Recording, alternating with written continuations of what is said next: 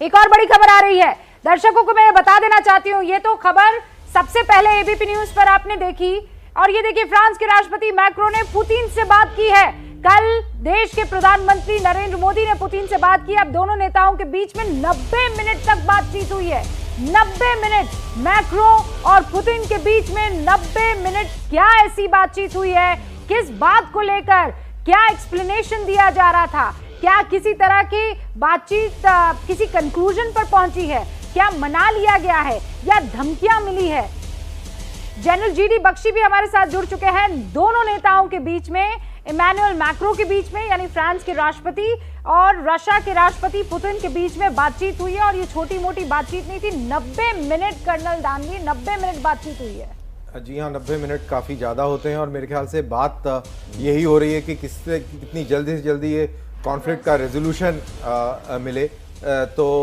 ये लेकिन इसकी आगे डिटेलिंग नहीं आई है, but at the same time French side से रशियन सिक्योरिटी कंसर्न्स के बारे में भी बात करी है। तो बेसिकली फ्रांस जो है वो पूरी तरह से हार्ड कोर यूएस एलआई के तौर पर भी नहीं देखना चाहिए इन हालात में। हाँ। क्योंकि वो थोड़ा सा टिल्ट उसका रशियन कंसर्न्स की तरफ भी रहता है, और इस वजह से ये बहुत अहमियत हो जाती है इस बातचीत की जो 90 मिनट चली। जनरल जीडी बख्शी भी हमारे साथ जुड़ चुके हैं। जनरल बख्शी, रूबिका बात कर रही हूँ स्टूडियो से। आपको अरसे से एबीपी न्यूज के दर्शक मिस कर रहे थे, क्योंकि ये वो टाइम है जब दो मुल्क आपस में लड़ रहे हैं, युद्ध का मैदान है, और ऐसे में आपकी समझ और परख क्या कहती है, किस दिशा में जाते हुए 8वें दिन के बाद हम दिख रहे हैं?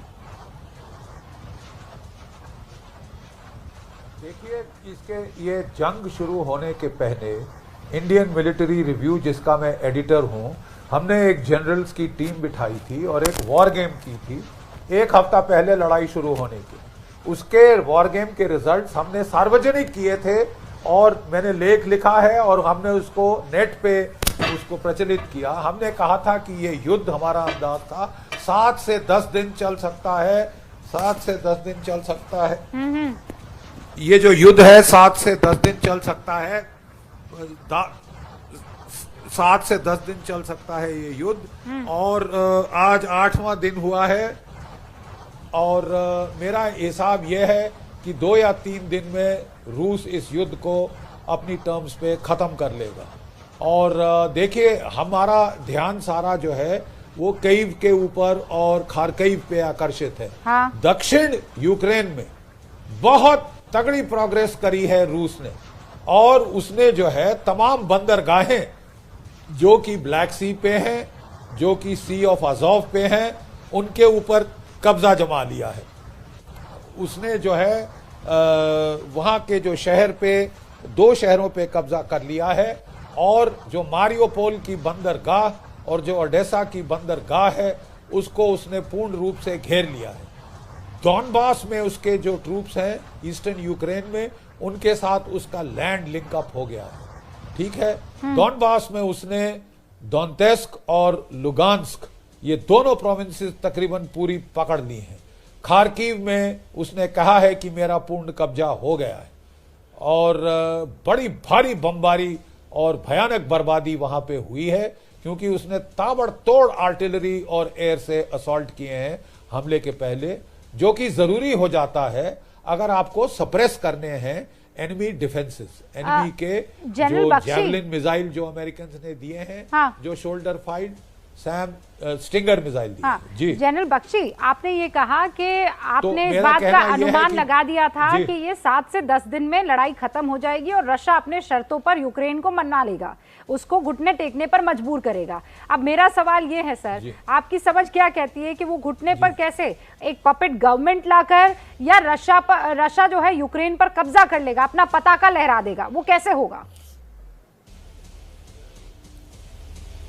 देखिए साहब, मैं नहीं समझता रूस जो है वो पूरा इलाका पकड़ना चाहेगा। ठीक है, मेरा ख्याल रूस के जो मिनिमलिस्ट ऑब्जेक्टिव्स हैं वहां पे वो हैं कि जो दनीपर रिवर के साथ साथ तकरीबन पार्टीशन कर दे यूक्रेन को। जो रूसी भाषाई इलाके हैं डॉनबास के और जो लुगांस्क के, क्रीमिया के, वो तो उसने पकड़ ही लिए। खारकीव जो पुरानी राजधानी थी शायद उसको भी पकड़ लेगा, और पूरा जो तट है, समुद्री तट, उसको वो कब्जे में ले आएगा। यानी यूक्रेन का जो समुद्र मार्ग है उसको बंद करके लैंडलॉक्ड कंट्री बना देगा। ठीक है। पुतिन ने हमले के पहले क्या कहा था? मेरे ऑब्जेक्टिव्स क्या हैं? उन्होंने कहा था destruction of Ukraine military potential, एक, दूसरा डीनाजिफिकेशन मतलब रिजीम चेंज। रिजीम चेंज के लिए उसको कईव को पकड़ के ध्वंस करना होगा। हाँ। और पॉलिटिकल लीडरशिप को वो जो है वो खत्म करना होगा, मिलिट्री लीडरशिप को धराशायी करना होगा। ये मेरा ख्याल उसके मिनिमल ऑब्जेक्टिव्स हैं। उसके बाद जैसे जॉर्जिया में हुआ था, जो रूसी भाषाई इलाके थे उसने पकड़ लिए थे, बाकी सब छोड़ दिया था। ये हम बात मुझे भी कर कुछ रहे ऐसा हैं ही लग रहा है। जनरल After all, बख्शी, हमने भी तो बांग्लादेश छोड़ दिया था।